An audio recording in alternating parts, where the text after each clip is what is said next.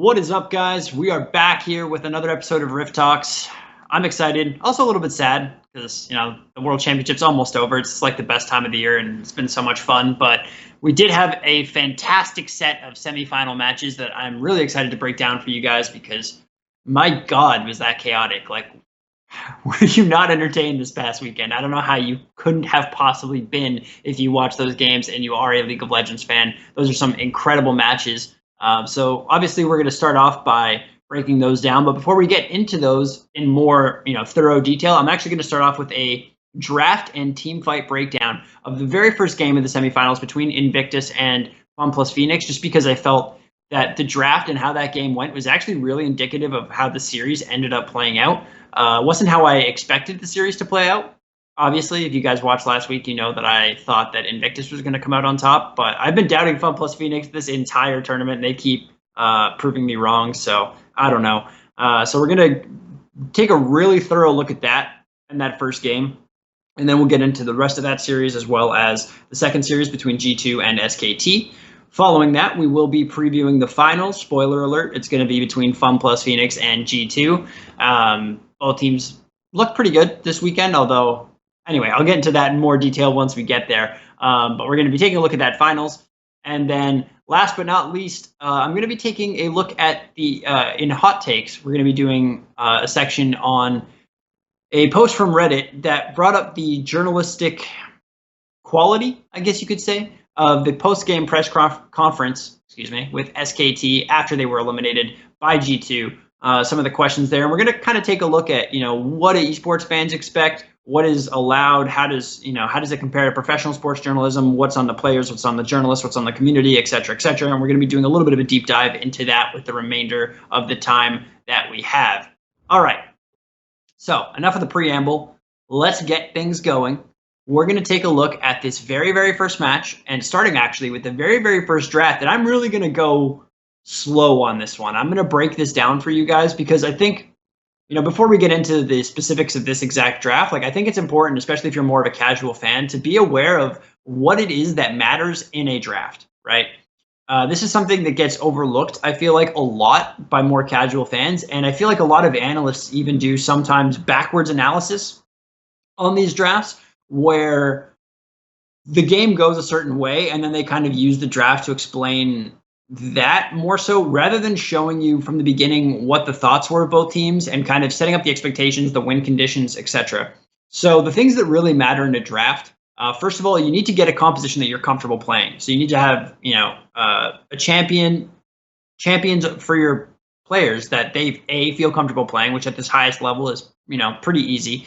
These guys feel comfortable on a lot of things, but even at this level, you can notice that if you give somebody one of their best 2 or 3 champions versus something that's further down their champion pool, you can see a pretty stark difference in how they can execute the mechanics of that champion and how they know how to play the nuances of the matchups and how to use them in team fights, all that good stuff.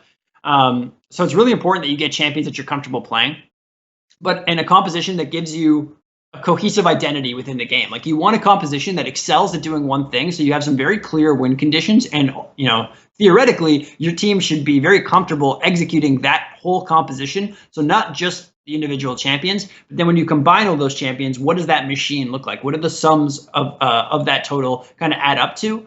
And then how do you win a game based on that entire composition? So from your end, that's generally what you're looking to do. Get some comfort picks, get a composition that you're feeling comfortable with, and know how to execute at all stages of the game, the early game, the mid game, the late game. Know what the strengths and weaknesses are really, really well. Know what you can do, know what you can't do, know the limits of it. But on the other hand, you want to try and prevent the enemy team from getting a composition that they're super comfortable with, because then they can do the same thing to you. And ultimately, if you have a composition in mind that you're going for, you want to try and make sure that the enemy team can't play a composition that counters it intrinsically, right? So there's a lot of different variables going on inside of a draft in League of Legends. Getting your own stuff, denying enemy comfort, and then denying enemy counters to your composition that even if they're not necessarily their most comfortable pick, there's something that can really shut down what it is you're trying to do and really hamper and make it more difficult for you to achieve the win conditions necessary for you to win that specific game.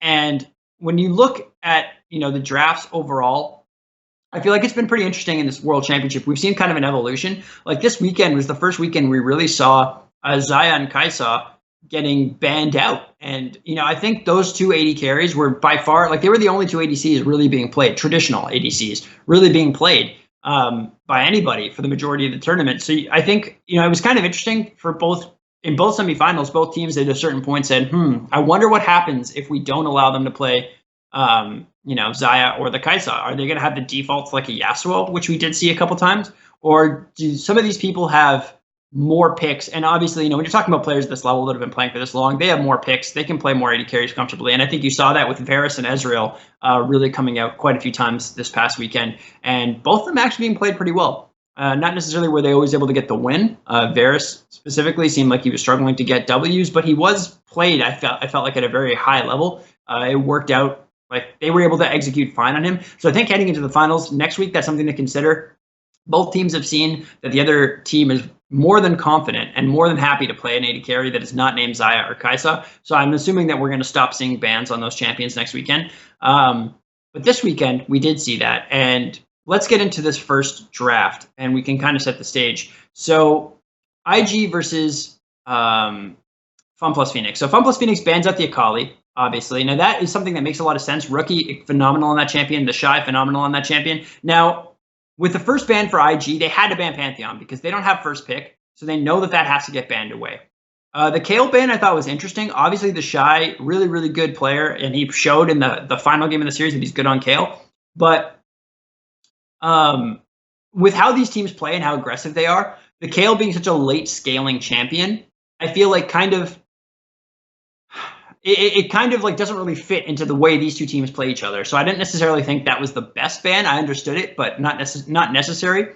Ryze coming out as a ban for Invictus. Now that makes a ton of sense because Doinb in this last series played Ryze incredibly well, and that was a big problem and a big sticking point in that last series. That why was Ryze given to Doinb every game when he was doing so well on it? So IG not going to make that same mistake. They're going to ban it away.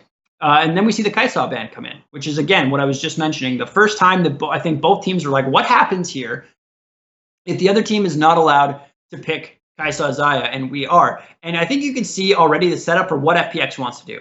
They're now putting IG in a weird situation. Do you ban Zaya, or do you let us have Zaya and you don't have one of these two monster AD carries? And Invictus, you can see it's not a quick ban. They don't instantaneously decide what to do here. They're talking about it. They're thinking about it. Do we ban the Zaya, or do we give them Zaya and go with a non-traditional ADC down low? And ultimately, they do decide to ban the Zaya. There you see it. Okay, so now this sets up a really interesting situation, because if you notice, one of the most powerful picks in this entire tournament has been Qiyana. I really actually... even though I think you might have been able to ban, I think a Jace ban might have been a little bit better than the Kayle ban, but I do understand it. I really like what FPX did here. They basically said, you have to give us Qiyana or you're giving us Zaya as our first pick. That's essentially what their bans set up to do. Meanwhile, they denied Rookie his Akali, so he's not going to be able to play that. And, weirdly, this is, if we want to pause it for a second, I think this is actually kind of indicative of the entire series, in the sense that you start to see right here, right away, you start to see the disrespect. And I mean, this was a well-done draft by FPX, so I'm not entirely sure what could have been done by IG to prevent this in this initial draft, except giving over the Zaya and saying we'll play like a Yasuo or something bot lane. Qiyana's a really, really powerful champion. One of the best in this world championship. And basically what IG said was, okay, we're not scared of the Qiyana. We know Doinb is not going to play it. Gimgoon's probably not going to play it. We know it's going to go to the jungle in the hands of Tien. And honestly, we don't think Tien is good at Qiyana. We think that, obviously, we have Rookie, who's an incredible Qiyana, and the Shy can play her as well. And I think in Invictus's mind, they were saying, okay, well, what we're going to do here is we're going to let them have it because we're better at it. We understand the limits better. We'll be able to outplay it. But for FPX, this was a really well-done draft, because now not only have they denied the Akali, they took the Qiyana for themselves, and they're now in a really, really strong spot. IG responds with the Gragas, so they're automatically picking a jungler, and I really like the Gragas first pick on this side because it's non-committal. And Varus getting locked in as well. Now, that's really, really interesting. You would not see that if it wasn't for the fact that Zaya and Kai'Sa were already banned. IG clearly wanted to make sure that they got a priority ADC, and they picked up Varus. So now, at least for FunPlus Phoenix, they have some idea of what's going to happen on the IG side. They know that they have that hard CC. They know that between Gragas and Varus, they have a lot of engage and a lot of ability to start and initiate fights, right? So obviously Qiyana is very mobile, very able to kind of evade some of those starts, but you're starting to see, at least for on the IG side, the beginnings of a team composition that's very engage heavy. They want to be able to pick fights when they want them. Now, Renekton comes in, very, very strong top laner, very, very meta in this pick. And the Nautilus. Now, this is really interesting because Nautilus obviously has only been a support for this World Championship. But if you know anything about FPX, Doinb plays an insane amount of Nautilus mid. And that was one of his go-to champions. And actually, we saw it in this series, as crazy as it was. So right now, if you're Invictus, you have to realize that Nautilus can get flexed. So what you've essentially done, but here's the thing though, you have an idea that it's not going to be. And the reason you know that is because Gimgoon on Renekton, Qiyana in the jungle, they need some AP somewhere, right? Unless they're going to go a mage bot lane. And with this composition, if you go a mage bot lane, you don't have any way to siege turrets. So you're fairly confident at this point that Nautilus is going to be the support, despite the fact that it can be flexed. You have to kind of like keep that in mind a little bit. Now, again, here's where the disrespect comes in further. Quinn on the Renekton. Now, that is obviously the traditional Renekton counter in this tournament, right? They want to make sure they pick it up before it gets banned out in the next set of bans. That's why they took it right here. The thing is that Quinn offers very little to basically nothing in team fights. Quinn is about split pushing, and the Shy is going to be good on her for sure.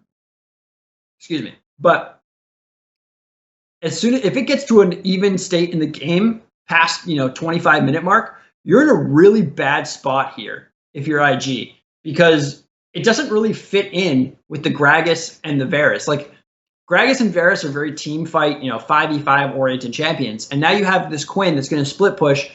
And Qiyana can honestly kind of match that towards the later game. Now, obviously, if she's in the jungle, she's not going to have the teleport. So you can use the Quinn bot lane, put the teleport on her to kind of pull Qiyana away from the Baron in later stages of the game. But overall, I don't really like the Quinn pick. To me, that says we're so much better that we're going to style on you in lane, and this isn't going to be a game.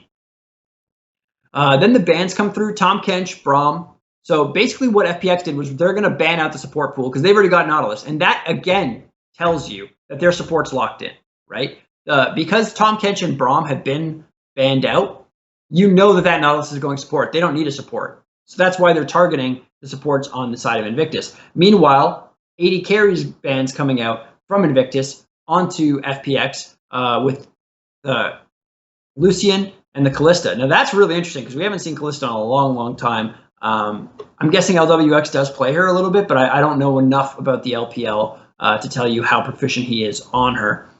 Ezreal, I really, really like this pick. Again, what did I say a little bit earlier? Gragas, Varus, and even Alistar now. That fits in with the synergy of the first two picks. You have a lot of ways to start fights, right? You're looking to start fights. You're looking to engage. Ezreal, one of the safest AD carries possible. He's got a free flash on his E every like 15 seconds, 13 seconds once you have cooldown reduction. So that's going to be a really, really safe champion. And this was the most interesting pick for me, Rumble mid. Now, if you guys have been watching episodes of this podcast, you know that I've been saying multiple times throughout the tournament, even though we haven't really seen it much from anybody other than Huni, that Rumble was one of those champions that will pop up at this World Championship because of how much zoning he's able to do in team fights, how effective he is in fighting around the neutral objectives of Dragon and Baron. Those choke points are so small that equalizer just destroys in those areas. And Doinb going for the Rumble. So now you have the full composition here, right, on the side of FPX. You see that they're very, very tanky overall. They're beefy. They don't really have, other than Ezreal, they don't really have anybody that you really want to engage onto. Maybe Rumble as well if you can burst him down. And again here, I don't like this pick at all. I think here an Orianna would have been a much better pick. And I'm basically the logic that I see here is Rookie and Shy thought, okay, we're going to win our lane matchups. We're just going to hard stomp Doinb and Gimgoon, and then this isn't even going to be a game. And then we'll use Varus and Gragas to get random picks. We'll always have 5v4, and we'll be able to snowball and just end this thing quickly. The problem is that Syndra in a team fight doesn't offer what Rumble offers. Like, she offers the ability to delete somebody, sure, but the only person you're really going to be able to delete is Ezreal, because even Rumble, I mean, obviously, there's no Abyssal Scepter anymore, so he's not quite as able to tank up as much damage, but he still does often go Liandry's and sometimes Rallies as well, right? So he's going to be a tankier mid laner than most. So maybe you can burst down Qiyana, maybe you can burst down Ezreal, but those are really hard champions to catch out. Meanwhile, you have 3 picks in the Alistar, the Gragas, and the Varus that are so based on team fights that you really wanted to support that win condition, in my opinion. So here the problem is that basically IG set themselves up with 2 distinct win conditions. Stomp lane, snowball, team fight. Except they're not as strong at team fighting now because they have the Syndra instead of an Orianna, for example, as they could have otherwise have been. And because of that, if they don't stomp lanes, they're going to lose the game. Like, they're not going to be able to team fight against that Rumble quite as well. Ezreal is going to be able to dodge almost everything that he needs to dodge. Qiyana, also very mobile, very easy to, very slippery and very easy to kind of see those things coming and escape, even though, Faker didn't do the greatest job on that in the second series, but more on that later. So essentially here what you see from IG, and this is kind of why I wanted to break down this first draft, because I thought it was very indicative of what I was seeing throughout the rest of the series as well. IG was almost disrespecting Gimgoon and Doinb's ability to play lane, even though they're both very solid laners, Doinb especially. And they thought, okay, we're going to be able to take Syndra into Rumble. That's a really easy matchup to get more farm. Rumble has a difficult time CSing early on because you're almost always pushing the lane with the Flame Spitter, and it kind of can leave the CS at awkward points.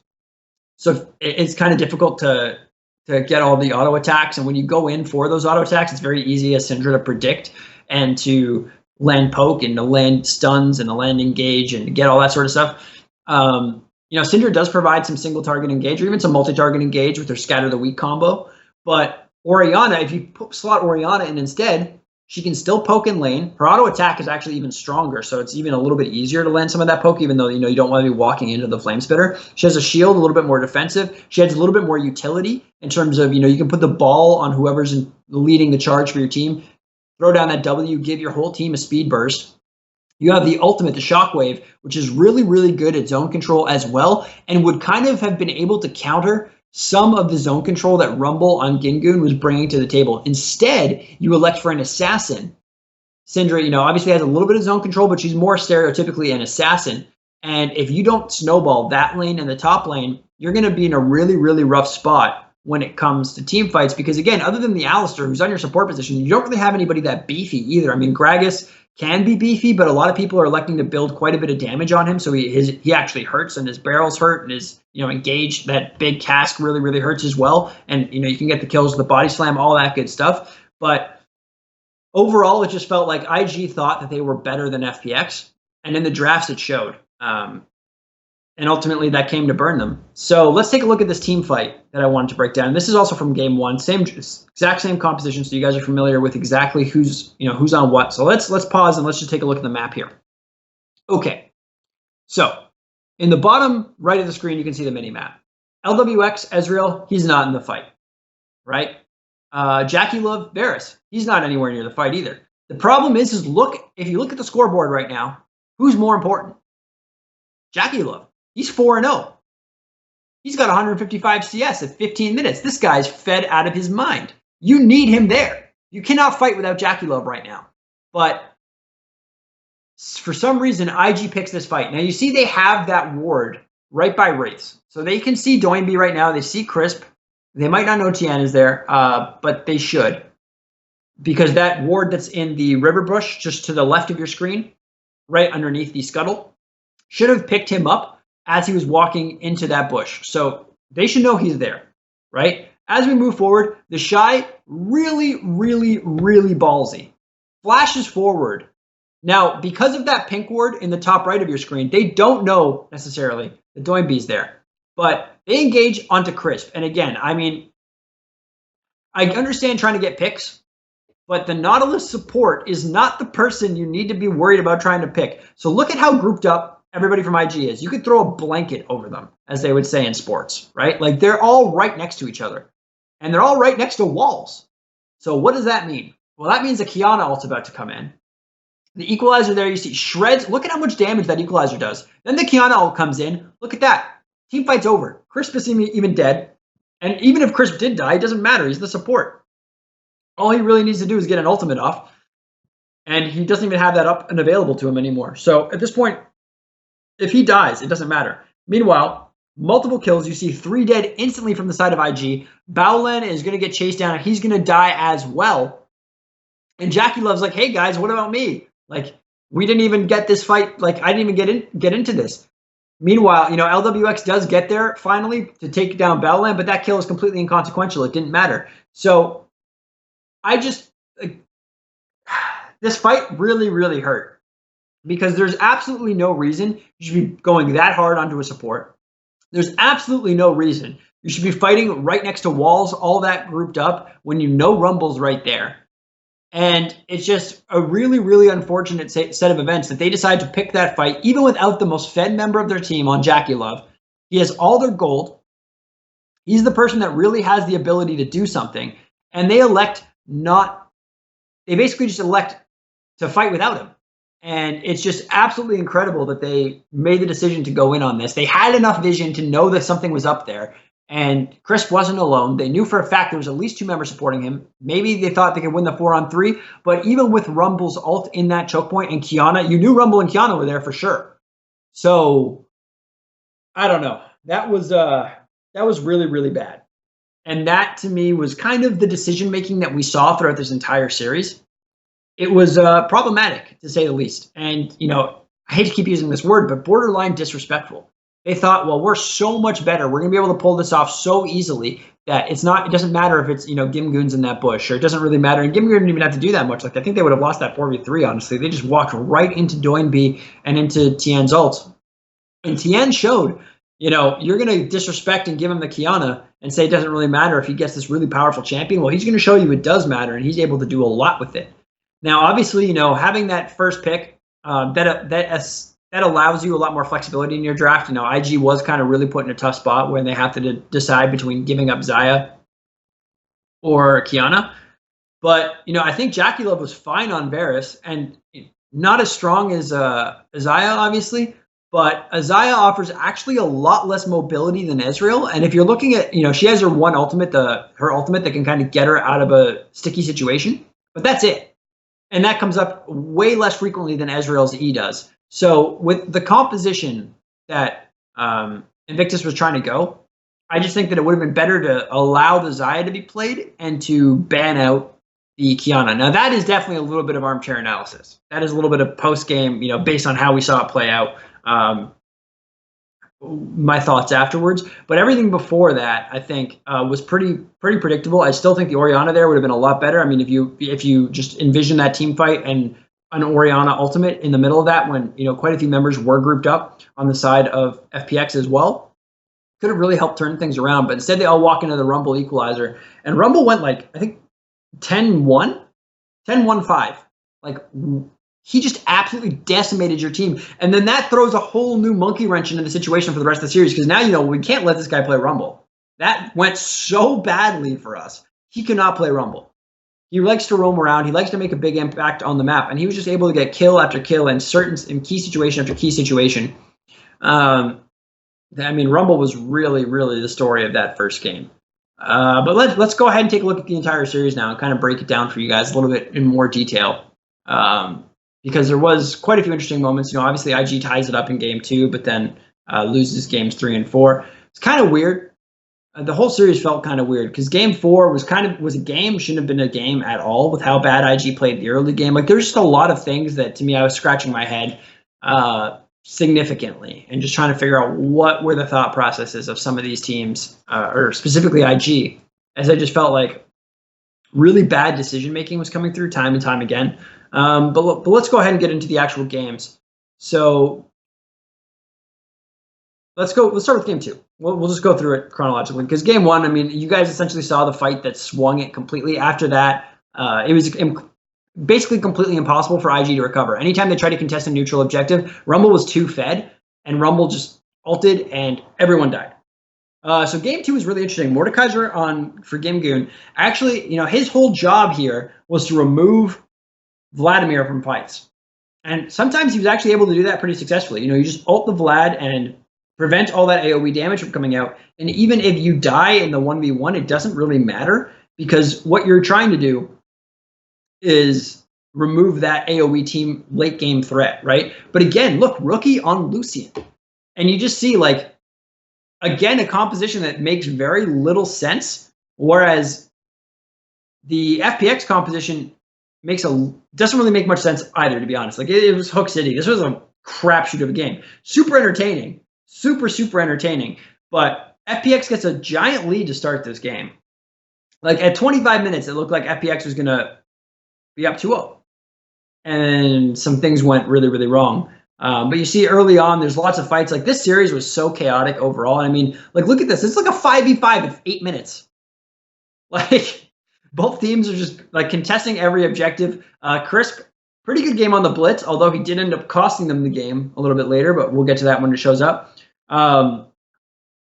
Overall, though, really, really aggressive plays from both sides. And I mean, with FPX, this was their win condition, right? You have Nautilus mid, you have Blitz support. You're not really going to be that effective in late game 5v5s, but you're really, really strong early, especially with Tian on Lee Sin. This game was all about land the hooks, get the picks, get kills, and all of a sudden, we're going to be in a really, really comfortable spot to kind of snowball this game into oblivion.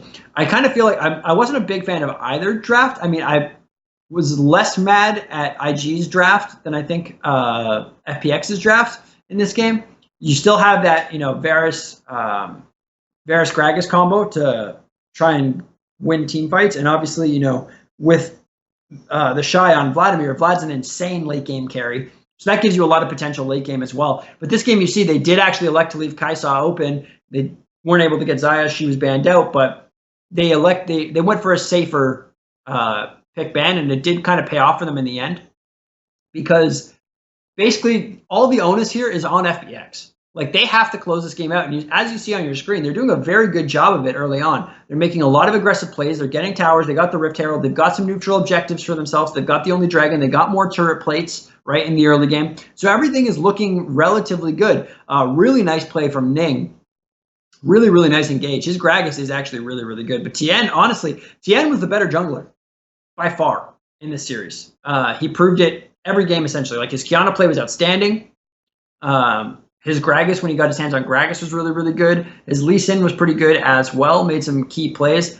Crisp narrowly missing there the rocket grab, which would have been a good way to equalize the fight there. But now is when you start to see things slowly turn around, because the Shy's going to die here. It is unfortunate. Tom Kent just portals up and kind of was like, hey, why didn't you pool earlier? I was here to help you. And he just dies. That kind of sucked. It was a waste of time. This was a really unfortunate play for IG, because they reacted to a play that they saw FPX making, but reacted too late and weren't able to do anything from it. And then Battleland gets himself hooked, gets himself pulled. This is the problem with this team, or I guess the good thing for FPX is if they land anything, they can chain that CC together so well that it's impossible for you to get out. You're just dead. If one hook lands, the other hook's landing, the Lee Sin Q is landing, and you're gonna die. So FPX really snowballing the game here in the early game. It was possible for IG to get that one dragon, and it is a mountain dragon, which is actually really, really key, because this allows them to contest neutral objectives and they kind of set themselves up. Mountain is a super undervalued dragon. If you only play solo queue, you think it sucks. But the fact that it changes the thresholds and the timing on when you can get objectives is really, really critical. So even if you're behind, you see here, IG rushes this Baron, and because they have that mountain dragon, if we can pause it here, if that is not a mountain dragon for IG, if they don't have that, there is no threat of this Baron. But because they have the mountain dragon, FPX knows, oh God, they might be doing Baron. We might have to respond to this. We have to respect that ability, because Varus shreds, Varus and Lucian both shred, well, Varus more quickly, but Varus and Lucian is going to allow you to shred down that Baron really, really quickly with a mountain. Now, here's where I said Crisp cost them the game. Look at Nautilus on your screen. He's still in mid lane. He was late to react. Join be a little bit late to this party.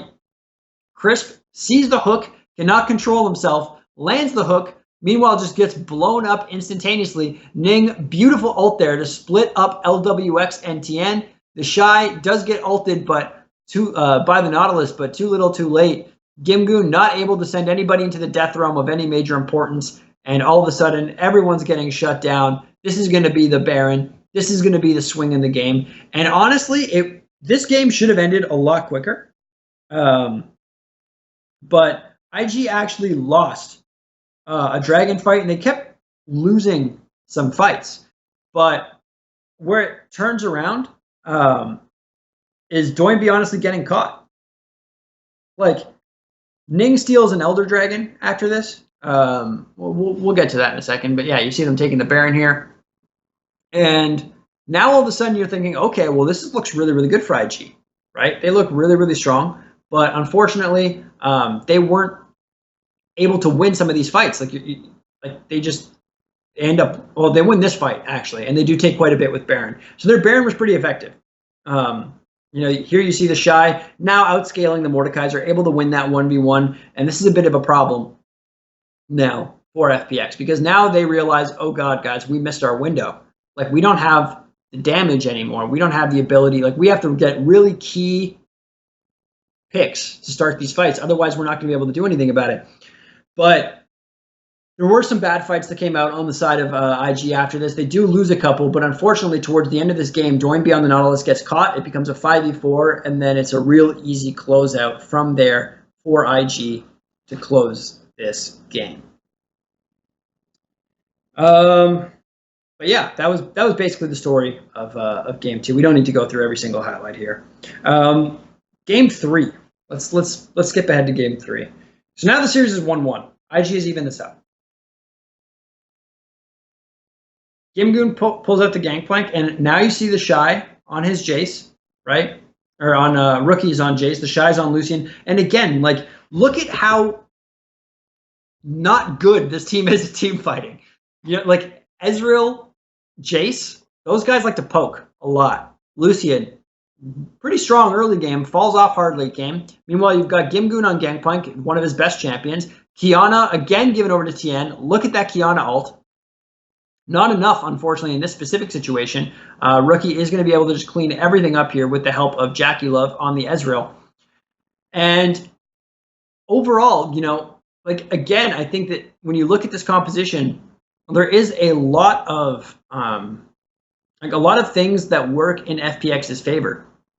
They have great AoE. They have great engage with the Thresh Nautilus. They're kind of running back the Hook City. They have that Kiana ultimate, again, making it really, really hard to fight around neutral objectives. And here, you just see that Kiana ult do work.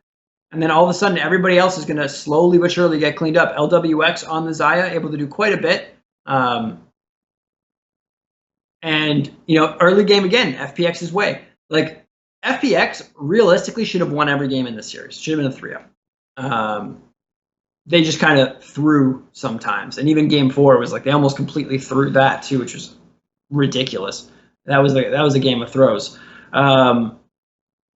IG here, looking to get some picks, trying to find some early, trying to kind of like snowball themselves back into this game, but they're just not able to because of how tanky this FPX team is. It's really, really difficult. And again, like, you pick lane bullies, you have to stomp lane. And I don't mean win lane by like 30 CS or like 20 CS. Although if you are a rookie in this situation where you have Klepto, that could be quite a bit. But you need to really do a lot because instead you're giving up Baron. And look at Tien here in the back. Gets the assassination on Ezreal, and then just is going to kill Rookie too. Like, this guy, you disrespected. You gave him Kiana 2 games. Both those games he made you pay for it. He gets 2 solo kills in the back. And FPX is just able to kind of snowball the game. Like, that was just a really, really bad game also from Ning and Baolan. Like, you can see their score lines right now. They're both 0-4. Really, really rough, I think, for both of them.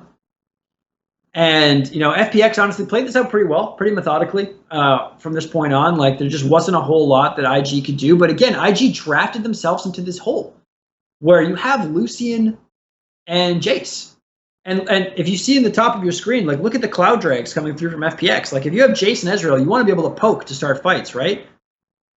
Even Lucian, to an extent, likes to poke with his ultimate to start off the fight sometimes. How can you do that if they can just wait 30 seconds, wait for another minion wave, and the double Cloud Drag is going to have them regen most of that health? Like, it's just a really, really bad spot. Now, IG almost does save this here. Like, you see, like, they almost save it, but unfortunately, it's a little bit too little, too late, and Tien is able to take out the Nexus.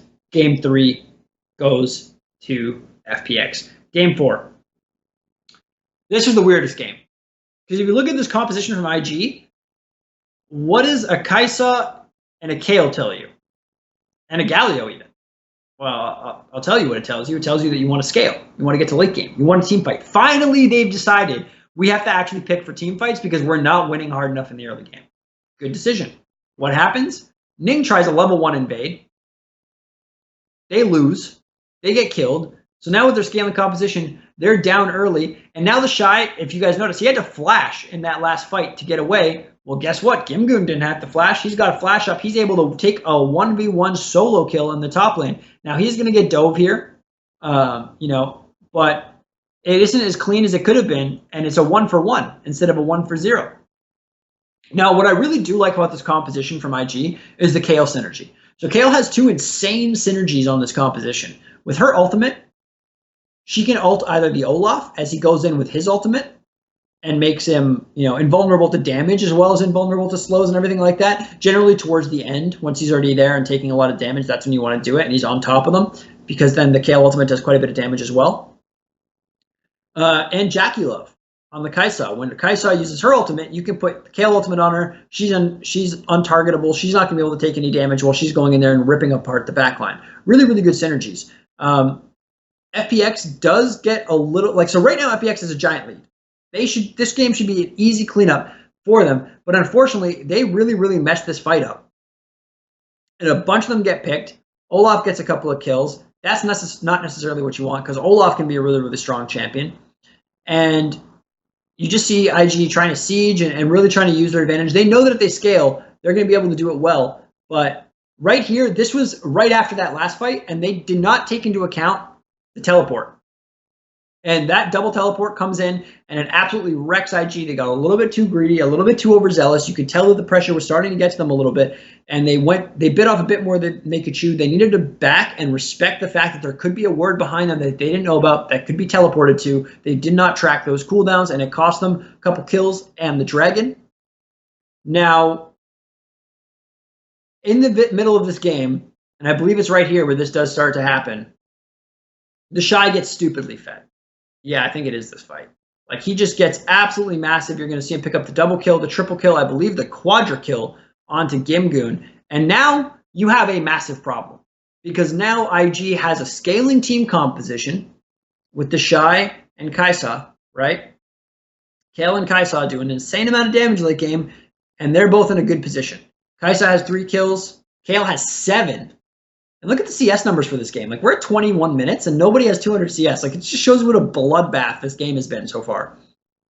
But ultimately, there's some really dumb things that unfortunately happen here that really throw IG's game plans for a loop. Because if you notice, like, Rookie's on Galio. Now, Rookie's a fantastic player, but you can't carry a game on Galio. You just don't have the damage. Like, you can make great engages. You can make great initiations. You can do a whole lot. And here, this is exactly what I was talking about with the Kai'Sa Kayle synergy. If you look at your screen, Kai'Sa's ultimate is almost up. It's not quite up yet. Same thing with Kayle's. As soon as they pop up, Kai'Sa's ult is up.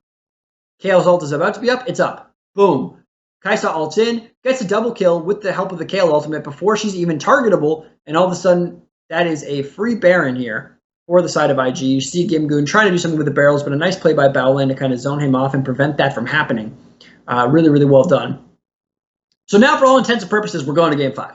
We should be going to Game 5. This should be a game over. You have a fed Kai'Sa, fed Kayle. Kai'Sa's got 6 kills. Kayle's got 8. This should be easy. But instead, what happens? A really bad team fight, and the ultimate gets misclicked. Instead of it going on to JackeyLove, it goes on to Baolan. Not the right target. Kayle gets taken down. Rookie's going to get taken down. And this Baron, well, you got an inhibitor turret, sure, that's great, but you lost 2 members and you can't do a whole lot else with it now. Now, they're able to take another Mountain Drag, that's good. They're first of the game. They have a Cloud as well. They're going to try and siege again.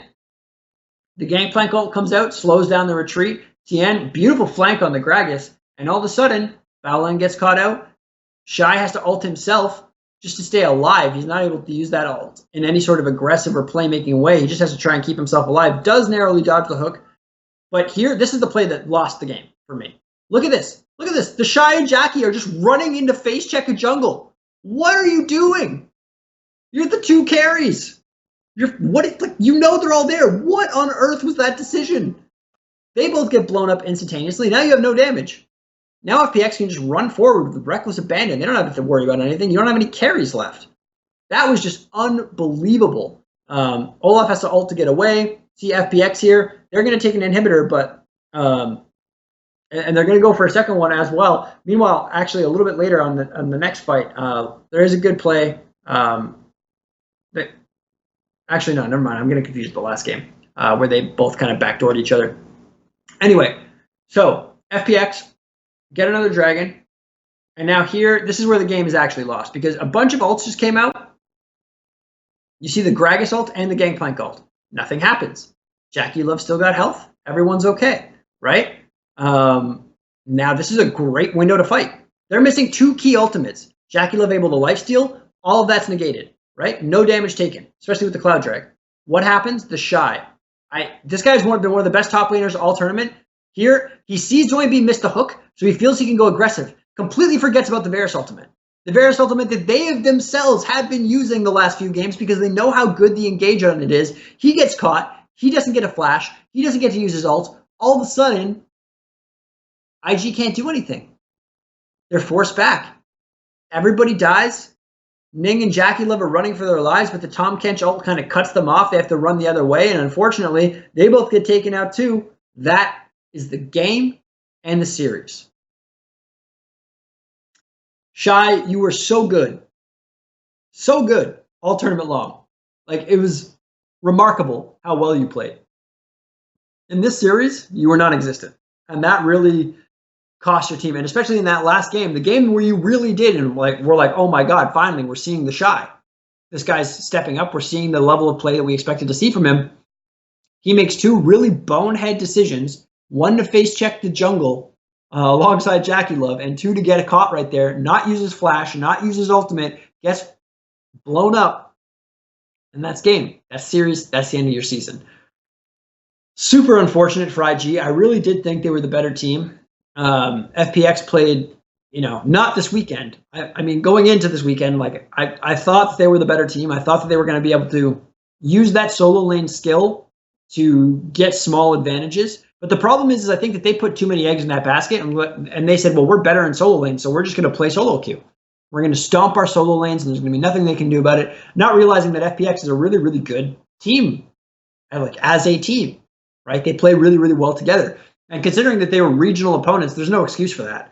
So, I don't know. It looks like they just were overconfident, overzealous. And even at the end there, it looked like, the Shy was just overconfident. Like, what are you going to do? I'm walking forward. And that disrespect towards their opponent ended up hammering them. And they weren't able to get anything done, really. Like, game 2 was given to them. So, I mean, they were, like I said, they were losing game 2 too, but Crisp with that blitz crank pull without Doinb there, that cost him the fight, that gave him a Baron, that sort of turned all sorts of advantages. And then Doinb at the end of the game getting caught out, that really kind of hurt them as well. Holy crap, we've been going for 45 minutes already. Good God. Okay. I'll try and make the next ones quicker so we're not here all night. SKT versus G2. Now, this series, obviously, if you're a Western fan, which if you're listening to me talk right now, I'm assuming you are because I don't speak any other language. I speak Spanish, but no other non-Western language. I don't speak any Chinese or Korean or anything like that. So we'll get into this series. Interestingly enough, we saw Neeko in the mid lane from Faker in this first game. Really, really nice ability there for him to trade that kill, but unfortunately, it just wasn't quite enough. What I thought was really, really good in this game was Caps. Even though he died on this rise, he was an absolute monster in the side lanes. Split pushing, often demanding 2 or 3 members from SKT respond, because no one member on SKT could respond to Rise by themselves. He would get picked, like no one could win a 1v1 against him. And because of that, it was really, really difficult for SKT to do anything. And essentially that is kind of what helped them win the game, because even when Rise got caught out, so towards the end of this game, Rise gets caught out by 3 people. They blow all sorts of cooldowns. They blow everything to kill Caps. Gave G2 just enough time to get perfect control of the mid lane, perfect control of the river around Dragon. They end up taking an Infernal while Caps is dead, because they have too much vision control. There's no way for SKT to contest that without being worried that they're going to get picked by the Rakan or by the Kled or by the Rek'Sai. Like, there's a lot of great engage tools on the side of G2, so nobody could face check that control. And SKT goes to do Baron while G2 is doing the Dragon. But unfortunately for them, they weren't able to do it fast enough. Rise does come back up. He teleports in, and all of a sudden it's a 5v5. They get a perfect, they like get the ace. I believe it was an ace. And they take the Baron. Actually, no, they didn't take the Baron. They just went and ended the game. Yes, I believe this is the play. That was no, never mind. SKT gets the first Baron. SKT got every single Baron in the series except one in the last game. Like, it was actually kind of weird. G2 just didn't need Baron at all. And that was something that people have talked about, was that G2's Baron was not as impactful as a lot of the other top teams in this tournament. And I think they really paid for it here, because G2 didn't seem to care when SKT got Baron. Like, they just allowed them to get it. They knew they weren't going to lose everything for the first Baron. Like, second, third Baron, sure, SKT looked good with those. But the first Baron of the game, SKT never really did enough with it to make teams fear giving it to them. So, yeah, they're going to get a lot of gold. They're going to have a lead, but they never closed it out. Meanwhile, you just see Rise on the bottom of your screen there, just split pushing, just, doing the Rise thing. And, Khan does come. Rough game for Khan on the Renekton in this game. It wasn't necessarily his fault. He just got dove a lot of the times. Like, instead of contesting an objective, G2 just elected to dive and kill Khan. So it was kind of rough for him. Was able to pick up a kill there. And this is the play that I'm talking about right here. So perfect. Caps, you see 3 members from SKT coming to kill him. Look at how many ultimates get blown. You see Teddy's ult gets blown. Klid's ult gets blown. Okay, that's great. What are you going to do about it? SKT, G2 now goes. They get perfect control. You see how many wards they have? There's no wards there on the Baron side for SKT. None. So they can't just rush it like they'd like to. Faker sends out his clone, but, G2's not stupid. Faker's not running in like that. Like, that'd be silly. And then because of that control, there's the engage. Faker's running in behind and does get picked off. And now they can wait. Now they can wait, because Caps is going to come up in about 25 seconds. Faker's dead for 40. So while it's a 4v4, there's the Infernal Drag I was talking about. SKT rushes over to Baron, and, it does. They do have a mountain. They don't have a mountain. So again, this is where the importance of mountain comes in. G2 knows they can't burst it down that quickly. All of a sudden, this fight comes in. Caps is back. Faker is back as well, but unfortunately doesn't get a really good Nico ult off. He only hits the frontline targets. Meanwhile, Teddy is not able to do as much as Xayah is. When you're all fighting all in that choke point, and Xayah's feathers can just go through everybody and just annihilate the entire team and get that big stun, it's too big. And you see here, G2 just elects not even to go for the Baron. They know they have that bot inhib exposed. They know the death timers are in the 40-second range. They're just going straight for the bottom lane. They're going straight to end the game. And that was game 1. G2, interestingly enough, they let Caps have Rise again. They decide it's okay. But what they do instead is they give Faker LeBlanc. And Faker's LeBlanc is really, really good. And you see Caps this game is just not able to get it going the same way he was in the last game. Faker's ability on this champion was really, really remarkable. He made a lot of key picks, a lot of key stuns, like the one you just saw into Caps, like this one onto Jankos, even though Jankos flashes away. Great job there by Faker, using the W, the distortion, using his ultimate, getting that kill. Dodges there on the Caps, gets himself another stun. Like, he's just doing everything correctly, and you see Caps now has to just run away because he sees Khan coming in from the other side. He knows he's a dead man. Really, really good job by Faker. Ends up getting like 3-0-2 early, which is, yeah, where we're about to see, and just really, really helps carry the game. Khan also had a massive Renekton game. So last game, he struggled a little bit this game. I think he was like 6-0-2 at one point. which is absolutely huge. SKT got a couple of Barons, but was not able to win these fights. Unfortunately, like G2 had the better team fight overall. Like they were just able to win a lot of these games. They weren't able to do anything with the second Baron. They got the mid inhib off the first Baron, but not anything off the second. And then G2, knowing that they were down in a hole, knowing that they were in a big problem, that they had a lot of issues in this game, they couldn't really contest SKT as much as they would have liked to. They go for an Elder at the end of this game, and they try and get this Elder Dragon, and they almost succeed. The problem was that Clid had a 3-level advantage over Jankos, and they weren't able to keep that Lee Sin out of the pit. And so he was able to win the Smite fight, able to take the Smite, steal the Elder Dragon, get the ace, and that ends up being the game. So overall, I really liked the Elder Dragon play from G2. They had their backs against the wall. They couldn't do anything. They had to try something, and that was what they elected to do. But unfortunately for them, too little, too late kind of deal. The rest of SKT was too big. When you have a 3-level disadvantage on your jungler, it's so hard to contest one of those neutral objectives. And Clid, just one of the best junglers in the world, no doubt, comes in, steals that away, gets the win. So now the series is all even.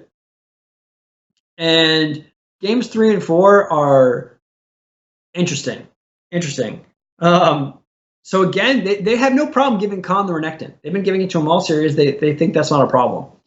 He gets a solo kill on a Camille right away to start the game. Like, not good for a Wonder. SKT, again, gets Baron. They actually got both Barons in this game. Again, G2 still without a Baron. And the problem for them was they just couldn't win a fight. They could not win a fight to save their lives. And when you look at the compositions that come through, it's not really that obvious why. Obviously you have Orianna Xayah. That's an incredibly strong duo for team fights, right? Like, that's so much zone. And again, like, especially if you're talking about in a choke point, like where we're seeing this fight right now, like when everything's that small and everybody's that condensed, the Orianna ult is going to do work. It's going to provide an insane amount of CC. Then you layer that with the Xayah feathers coming through. You pull them back. You get yourself a second. Again, the Orianna ult starts off that fight beautifully. And it was just really, really hard to contest any of these fights. Like, unless they're happening in a big open area, G2 is going to have the advantage with that Orianna Xayah combo, especially if you throw in the Nautilus CC in there. Leon is obviously pretty good at that as well, but Nautilus a little bit further range and just a little bit safer and easier to land, with his ultimate being a click rather than a skill shot. SKT, gets the second Baron, but they just die. Like, there's just nothing that they can do. Unfortunately, G2 was just a stronger team in these team fights, and it really, really just showed. And that was really all there was to this game, to be honest. G2 was just able to execute fights a whole lot better, was able to pull those off. All right, so game 4, SKT puts Mata back in. So apparently it wasn't just disrespect, although I'm not really sure why they did, because I did not think Mata had the greatest game. Now here we see Perkz on Yasuo. Really interesting. Perkz obviously was a mid laner as recently as last year. Moved to ADC this year. And you can see that he has not lost his comfort whatsoever on these picks in this game, because his Yasuo was phenomenal. Absolutely incredible. And obviously with the Gragas support, that's provides you the knockup that you need and also denies the Gragas away. Clid on the Elise looked really, really good, but not a whole lot you could do. Olaf being shown to us again by Jankos now.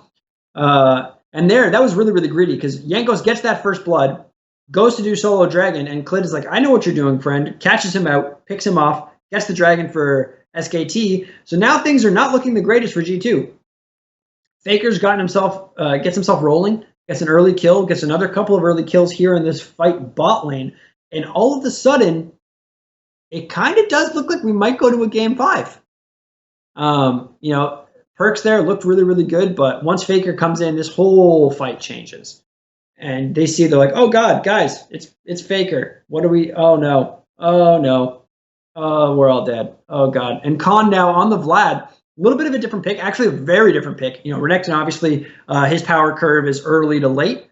Like, he's really, really good early, and it kind of falls off towards later game, whereas Vlad is almost the exact opposite, like really crappy early game, but gets really, really ridiculously strong late game. Nice ultimate there from the Gragas, Mickey, to kind of secure that kill.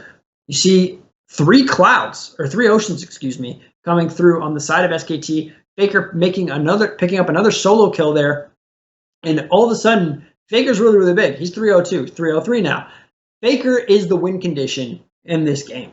Teddy, not the greatest game on Varus. He's 1 and 2. He's got some decent CS, but he's getting outfarmed by the Yasuo. The Yasuo significantly outscales Varus. So, and SKT doesn't have a way to siege. They have to, G2 doesn't have a way to siege. They have to win fights. They're the only thing they can do. But unfortunately, Faker gets caught out a lot, and G2 does a fantastic job at zoning him as well. There, the Kiana ult misses. You can see like Faker's just trapped in the back, and meanwhile, Jankos, great job zoning him out, able to pick up the kill there. And they are able to take out Jankos, but it's just too little too late at this point. The fight is going to be lost. Nice job by Clid trying to jump on a Mickey, but Mickey with a beautiful body slam to keep himself alive and to get that stun and to get just enough space. Nice little reaction there from Ocelot. He's super happy, obviously. You can, any of you guys who were fans back in the day, you know how emotional he was, so I can't even imagine how happy he was this past weekend with how well G2 played. And again, here, like, perfect control. Like, the thing that amazed me about G2 was how fantastic, like, SKT is one of those teams that's known for being so incredibly intelligent and so incredibly good at controlling the map in the game, especially somebody like Mata, who is a god for that. But G2 always had the upper hand on vision in the important areas of the map when it mattered.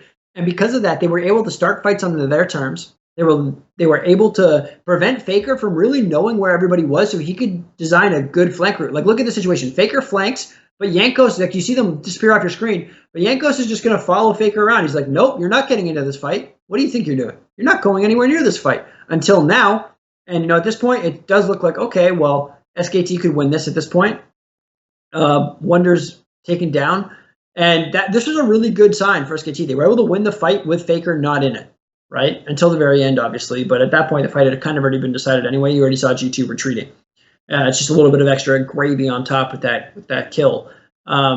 Here they are able to pick up a Baron really quick, and again, yet another Baron. Now, we almost went the whole series without G2 getting a Baron, which is absolutely, like, the fact that they won 3-1 and almost didn't get a Baron till the end is like a formality is almost insane. Actually, it is just flat out insane. And here, beautiful play from Caps there to just kind of avoid that by a little bit of time, but he is eventually taken down. So SKT looks like they're in a decent spot. Like, here they think, okay, we can win this game. All of a sudden, Varus, Teddy's really picking up. Teddy's phenomenal, by the way. Phenomenal ADC. Played really good on Yasuo as well. Like, just this guy's really good. So this is where the problems start. They have Baron. Faker's here caught out because G2 knows that SKT really likes to split the 1-3-1. They like to take as much advantage of the entire map as possible with that Baron. And so they know they can pick off Faker. SKT is able to get the mid tower, but it's not going to be enough. Now you have Khan split pushing. So they did get a couple of the early towers with this Baron, which is good. A couple of the inners, but you really want inhibitor turrets. Like, if you get a Baron, you really want to take one inhibitor and, at least one inhibitor turret, obviously, preferably two, and at least one inhibitor. Really blows open the map for you, right? SKT here engages, but the Orenhorn is beautiful. Mata gets locked down. See Khan flanking from around the back. Faker really not able to do too much. He does get a kill, but is taken out instantaneously by the Syndra. And then all of a sudden, this nice advantage that it looked like SKT had been building just disappears. And now we're back on an even footing. Clid, just going to try and run away here, is able to kind of get away with his life, Olaf just out of the axe range. It was just really, really unfortunate that they couldn't seem to find the fights that they wanted. Overall, it just looked like G2 had better synergy on how to execute team fights. Again, here you see Faker flanking around the back, right? Like, you see him up in that top left corner of your screen. He's trying to find a kill. He's trying to get in. He's going to dive in to kind of help out Mata. Dodges the Orenhorn, but Mata's just getting blown up instantly. Like, he's gone. Khan is kind of just off to the side. You're going to see Faker go in and just get melted. Oh, that's the next fight. It's right here. So Faker goes in, nice ult, gets the Kiana stun down into perks, but not enough damage. No pick is made. Looks like he was just a little bit out of sync with the rest of his team. No one was able to follow up on that damage. So, and now he walks into the Syndra scatter of the week. He gets eliminated, and Faker is your carry in this game. If he gets knocked out, I mean, obviously you have Teddy on the Varus too, but you don't really have enough of a front line to stall for him all that long. You need Faker to be kind of causing havoc, so people are focusing on him and not as focused on the AD carry. Everybody gets chunked out. Finally, we see G2 get a Baron, even though they're down 4 dragons. Like this was absolutely remarkable League of Legends that you were able to give up this many neutral objectives and win. It's actually kind of insane. I know I keep saying that, but it literally did blow my mind while I was watching the series, and it still, when I think back on the series, it still blows my mind. Now here there was a small miscommunication. G2 goes for the split, 4-1 split. SKT, good initiation, I guess you could say, like very proactive. They just say, we have to go now. They kill Perks. Really, really big. That forces G2 back. They did get an inhibitor, but they're not able to get anything else. Meanwhile, SKT knows they have that open inhibitor, so they're going to trade an inhibitor of their own. Now, all of a sudden, it's mid inhib to bot inhib, but it looks relatively even, right? But here they get caught out again. Nice Ornhorn comes through. Faker, he's just kind of hanging out, waiting for his chance to engage. And when he does, look, he sees Mickey there. And Mickey, this is a beautiful, beautiful play. Because Clid gets caught out. Just keep your eyes on Mickey. I know there's a lot of stuff going on. But look what happens here. He runs away. Faker now realizes that Perks is there. So he's going to try and go. Mickey, before he gets the blast cone, hits him, knocks him up. Yasuo gets the ult. Faker's gone. Every single member alive is every member on G2 is still alive, and now Perks can go to work. Just starts picking up kills on the Yasuo, becoming a total nuisance. Beautiful Q usage there, and that's all she wrote. And with that, SKT is eliminated for just the second time ever from a world championship. Now, this was actually hilarious because they only had Caps in here for the longest time trying to take the base, and it's just, Syndra is not exactly the best backdoor champion, so it took a lot longer than you just see SKT just sitting there trying not to cry. It was actually really sad. But phenomenal performance from G2. I mean, they are without a doubt the best team the West has ever produced by, I'd say, about a million miles. They have, to me, the strategic savvy of some of those old Cloud9 teams, alongside some of the immense skill of some of the TSM rosters and even this Team Liquid roster that we've seen, where it looks like, you have all this insane skill and talent on paper, and then they have like this clutchness where they pull it off. The big game comes, they don't play at half their normal level. They play at they play at what they're capable of playing. And when you combine all that together, you get this real powerhouse team that might just be the best team in the world. And as we get into the finals predictions, I'm just going to go ahead and say it. I think they are the best team in the world. G2, to me, is a nightmare matchup for FPX. Now, if you guys remember the quarterfinals, I was saying that FPX might struggle against Fnatic because Fnatic was adept at the early game shenanigans that Fnatic was adept at kind of dealing with the early game shenanigans that FPX likes to pull off. And without that advantage, I was worried about how they would do in the mid to late game. G2 is maybe one of the best early game teams in League of Legends. They take fights early. They're willing to trade early. They're willing to get bloody early, but it's not the same chaotic head scratching that you see from some of these LPL teams where you're like, what are you doing? Like, it's really fun to watch. Don't get me wrong. That semifinal between FPX and IG was probably one of my favorite series of League of Legends of all time. From a viewer, strictly from a viewer perspective, it was one of my favorite series of all time. From an analyst perspective, it was one of the grossest and weirdest series I've ever seen. And I didn't really like it. But from a viewer perspective, it was fantastic. Really exciting, really back and forth, really bloody. The problem for FPX is that G2 has no problem getting into that with them. Except G2, I think, is going to do it with more purpose, be a little bit cleaner, and a little bit less disrespectful than IG was. Expect to see Rise bans come through in this series, although, I wouldn't be surprised if that when G2 is first pick, they might leave Rise open because Cap showed that he can do it, and he's a very, very strong Rise player as well. But Doinby really, really good on the Rise. I wouldn't be surprised to see the Nautilus bans come through either. Excuse me. Nautilus, obviously a really powerful flex for, I can't believe I'm saying that, but he's a really powerful flex pick for FPX. They can play him in the mid lane, they can play him in the bot lane. That sort of versatility, even though there are, like I mentioned in that very first game, way back at the beginning of the episode with the draft, there are tells that tell you where that pick is going. Just the ability to flex it like that can create a couple of questions, especially if the draft isn't quite as clear cut as that one, where you knew what was going to happen even before the bans come through. But overall, I'm really, really excited for this series. I think it's going to be very entertaining. I think it's going to be bloody, but I think G2 can win 3-0. To me, FPX, I keep saying this and they keep proving me wrong, but I just don't think they're that good of a team. Like, they have really, really good team coordination, but it's almost like that old adage, like if any of you guys played sports or something, maybe your coach told you, like, hey, it's better to all commit to a terrible decision together than to each do your own thing. And that's what it really feels like FPX does a lot. They commit to terrible decisions together, but because I feel like sometimes it's almost that so terrible that it's good kind of thing, because the other team is like, what? Why are you doing this? And it works. So I don't know. I think G2 is going to be ready for that level of aggression. I think overall, G2, like Invictus, has stronger lanes. But unlike Invictus, I think they're going to be showing FPX a lot more respect in terms of, you don't really see G2 pulling out some of the picks like the Jace, which is a really, really strong lane champion and can be really, really good if you have the right composition and, you get ahead and you're not giving up cloud drags left and right. Or the Lucian mid. Like, I don't expect to see some of this stuff. So I think, or the Quinn top even, like, I don't expect to see that either from Wunder. Like, that's just not something that he does. He'll match it with Ornn. Like, if you pick Renekton, Wunder will match it with Ornn, which is going to be impossible for you to solo kill.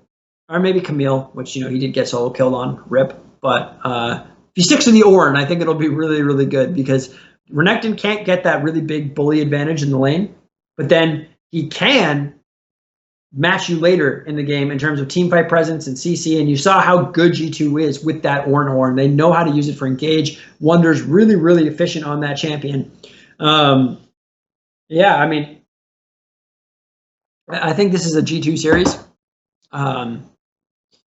FPX I think that their style of play, like, I think G2 is going to be able to predict a lot of these early game craziness and set the right traps for it.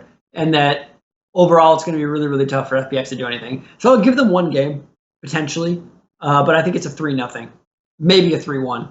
But I definitely don't see this going to 5 games. It's actually kind of too bad. After those 2 semifinals that we had, they were so hype and so close. I think this is going to be rather lopsided and not really feel like those 2 series did, where you're like, oh my God, the tide is constantly turning. Who could win at any moment? Like, I don't think it's going to be like that. But hey, I've been wrong about pretty much every single playoff series so far. So I keep seeing what I think I'm seeing. I guess it just doesn't play out like that. Like with Griffin, they just had terrible drafts, and then Fnatic, same thing, and Fnatic's played bad as well. I'm trying to think what else I've gotten wrong. Well, that series, obviously, FPX just, I thought IG was going to win 3-1, not FPX. And IG should have won that series, man. They just, their draft phase. Okay, well, that's enough for predictions. Let's get into the hot takes before we close this thing up. I know we've been going at this for a while, so I appreciate you guys sticking around if you've been sitting here with me all night so far. Okay, so Reddit post came up after SKT got eliminated. There was a press conference, obviously. Journalists got to ask questions. That's what a press conference is. And Reddit kind of exploded on some of the journalists for the questions they were asking. So some things that were definitely, I guess let's just start with saying what some of these questions were. So obviously there was a question, directed at Tien about the jungle matchup. I thought that was fine, honestly. Maybe it's the very first question of the press conference. It came off a little weird, but I thought that was a fine question. They asked something. They asked Teddy about the bot lane G2, what he thought about them. That's a fair question as well. Some of the weird questions, though, and this is where esports and pro sports really differ, because there was definitely a couple of questions that were asked, specifically the one to Koma and Faker about, what changes. Are you guys going to change the team again? Like, you guys have been around forever. Like, you guys got knocked out in the semifinals, so do you have to change the team up again? And the question to Faker about him shaking when he died. These questions are questions that if you asked in pro sports, you would get told to go somewhere not pleasant. Let's put it that way. and usually the athlete would get visibly upset at you, and that is how, like, I don't know if you guys have seen like some of the NBA players, especially like some of the stuff that they do to journalists, where like they just don't answer them or they just troll them completely because they just don't like the media. Esports has to be really careful. Right now, we're in this beautiful place where the players and the organizations, the coaching staffs, like they generally like interacting with the media. Now, obviously, there's people like Thorin who, fantastic journalist, does a lot of like really crazy stuff in terms of like his analysis, but he always keeps to within the game. People give Thorin a lot of crap, but he never says anything that's crazy. And he's also, even though people give him a lot of crap, he's never blatantly disrespectful to a player he's speaking to, or that's in, like, he'll say something about them, kind of like how Stephen A. Smith will say something on, SportsCenter, on how they're not performing up to standards or whatever. But that's acceptable, at least in my opinion. What's not acceptable for a journalist is to ask the coach and star of a team while their teammates are right next to them, hey, so are you guys gonna have to switch up the lineup? Like, I know you guys have been done for like all of 5 minutes, but who's getting cut? Like, what kind of question is that? Where did you go to? Like, did you go to school? Do you know like what? Have you watched a press conference? Like, what kind of question is that? I think a lot of the other questions were fair. The Faker shaking one, a little bit weird. You don't know if it's a health issue. You don't know what that is. The way I think my biggest problem with that question was the way it was phrased. Basically said, so was it nerves or was it anxiety? Like, it was kind of like a loaded question where it's like, well, is it one of these two things? Are you really asking the best and most accomplished player in the world if he was anxious? Like, this guy's performed in the clutch a bajillion times, and you're asking if he's anxious? Bro, that's just dumb. Like, that guy, gold medal to him for like really poor phrasing of a question. Now, asking him, hey, we noticed you were shaking during that moment. Was it nerves, or is there something going on? Like, do you have some sort of health issue, or is there something that maybe now you can share now that, you have a couple months to recover? And it's not like, because, for example, like LeBron came out after that Golden State series a couple years ago with when they got eliminated with the cast on his wrist because he broke his hand. He didn't talk about it during the whole series, but after the series was done, he's like, yeah, I broke my hand. So asking Faker, like, hey, is there some sort of like health issue or something? We noticed you were shaking. Like, that could have been a more legitimate question. Now, I wouldn't be surprised if the esports fans would kind of say that's not appropriate, but in my opinion, that is appropriate. If there's a health issue that's affecting your gameplay, like that's fair game. But the way it was phrased was really weird. But the question asking about breaking up the team 5 minutes after they got eliminated, when 2 days ago a lot of people said that they could beat at G2, and quite frankly, they could have. There was a couple things that went wrong for them. Overall, I think G2 was the better team, just in terms of their team fight coordination and how they executed a lot of the things. And SKT really just needs to clean up their Baron usage. I mean, if they clean up their Baron usage, that series is a completely different animal, right? Because they got every Baron, except like the very last one. But because of that, so for a series that was that close, and for a team that's that good, with that much top talent, like, who are you going to replace? Like, tell me, journalist. I'm curious. You're going to replace Faker? You're going to replace Teddy. He's one of the best AD carries in the world. Klid won MVP in Korea. You're going to replace him? They just won the split. They look like the best team. Khan had fantastic performances throughout the tournament and the finals. Like, Effort also played really, really well. I don't know why they swapped him out for Mata at the end in Game 4. That was definitely a head scratcher for me. But like, what are you talking about? I don't know. I think definitely a couple of synergistic issues maybe for SKT to clean up, but they're going to be back next year. Probably with a very similar lineup, if not an identical lineup. And I would be scared if I were playing them. That's it for this week, guys.